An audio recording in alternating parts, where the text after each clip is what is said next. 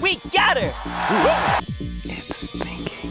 The Dreamcast! It's remembered as one of the greatest consoles ever to release, home to some of the most creative games ever made, and Sega's triumphant return to console supremacy. I remember the Dreamcast as the first console that I ever pre-ordered and attended a launch for at the tender age of 19. I myself have fond memories of the console. Until this day, it is one of my favorite platforms. It had a fantastically successful launch with a long, bright future ahead of it that was unfairly cut short by its overhyped competition. But is all that true? I mean, beyond all the stuff about me. That's all true. But what about its successful launch? The triumphant return of Sega, its amazing library, and of course, the reason behind its eventual demise. Have we just been wearing rose-tinted glasses? Did I specifically buy these just for this video and wait for them to be delivered before shooting it? Well, I don't know about all that, but what I did do was a little bit of digging and some reflecting. So let's pop those rose-tinted glasses off, examine the details, and take an unbiased look at the Sega Dreamcast, and see why it was the last console Sega would ever release after entering the console business in 1983, 18 years earlier.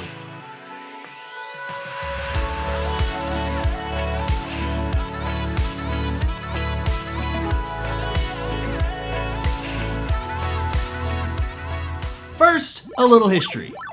During the mid-90s fifth console generation that consisted mainly of the Sony PlayStation, Sega Saturn, Nintendo 64, Atari Jaguar, That's right for a video, by the way. and the 3DO, And yes, the 3DO was a player. Sega had taken massive losses after the underperformance of the Saturn, where they had controlled only 12% of the market, as opposed to the massive 40 and 47% Nintendo and Sony commanded with their consoles. The failure of the Saturn was due to many factors, chief among those being poor third-party support, difficult hardware to develop for, an overall lack of focus, and mismanagement.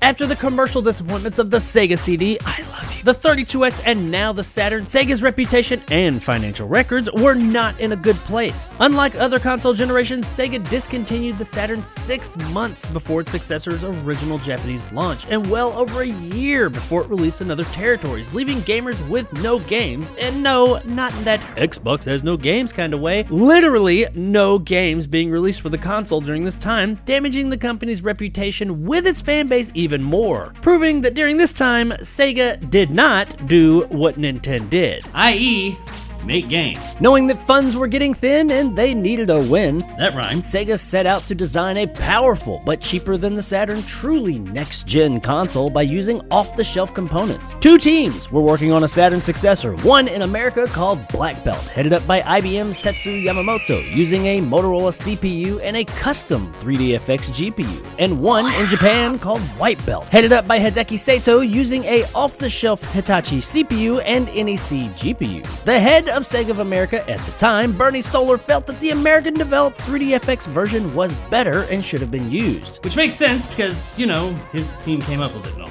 But Sega of Japan wanted to use the Japanese version, and Sega of Japan ultimately won because, Well, they were in charge. coincidentally, the Japanese-designed model used an NEC GPU, and NEC is a Japanese company that Sega had close ties with at the time. Not saying that had anything to do with it because I'm sure it didn't. At all. Anyway, due to this decision, 3DFX filed a lawsuit against Sega and NEC claiming breach of contract, which was eventually settled out of court for an undisclosed sum. Also, Electronic Arts EA, it's in the game. was considerably invested in 3DFX and is said to not have been happy with Sega's decision, and due to this, didn't support the platform. As things started to come together with the project that was renamed Katana, which is about as badass as you can badass. And you can find that moniker on all Dreamcast boards. The Katana board uses a very similar architecture to Sega's popular Naomi arcade boards, making it a Naomi arcade port powerhouse. Say that 3 times fast. Sega decided to use the obscure GD-ROM format instead of the new, more expensive DVD-ROM format to save cost and combat piracy. Though this eventually backfired, and due to a loophole in the software, ultimately allowed even easier piracy through the console support of the MIL CD format, which was mainly used for karaoke discs. Sega partnered with Microsoft for the OS using a custom version of Windows called Windows CE, making porting PC games, where most games are developed, easier. This is why you can find compatible with Microsoft Windows CE on the front of all Dreamcast consoles. Sega also bet big on online functionality, including a 56K modular modem With 56K, connections are faster than ever. with the console in most regions. And while internet connectivity in a console is expected and the norm now, at the time it was virtually unheard of, with the exception of some niche failed add-ons.